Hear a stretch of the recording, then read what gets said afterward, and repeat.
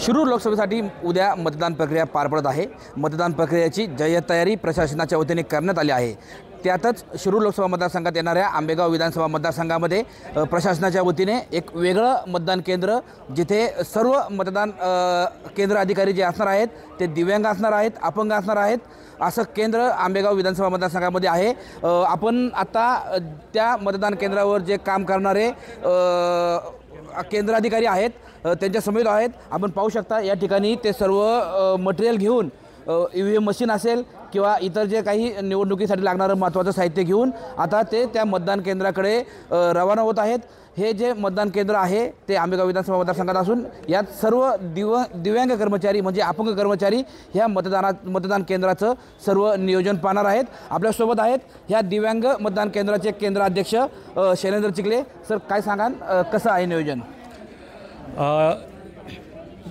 लोकसभा निवडणुकीच्या निमित्ताने भारतीय निवडणूक आयोगाने या ठिकाणी ही रचना केलेली आहे आणि प्रथमच सर्व दिव्यांग कर्मचारी या ठिकाणी केंद्र सांभाळण्याचं काम करणार आहोत। या ठिकाणी केंद्राध्यक्ष व माझ्या समवेत 3 मतदान अधिकारी त्या ठिकाणी असणार आहेत आणि या 3 मतदान अधिकाऱ्यांच्या मदतीने आम्ही ही प्रक्रिया पार पाडणार आहोत।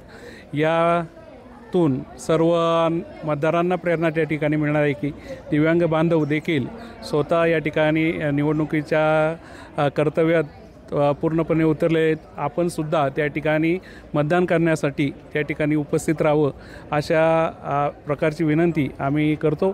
या ठिकाणी निवडणूक आयोगाने आम्हा दिव्यांग बांधवांना हे राष्ट्रीय कार्य करण्याची संधी दिली, त्याबद्दल मी त्यांचे आभार मानतो।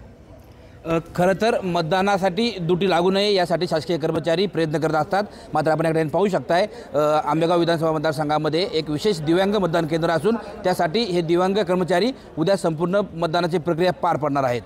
टाइम्स नाऊ मराठीसाठी सचिन तोडकर, मंचर।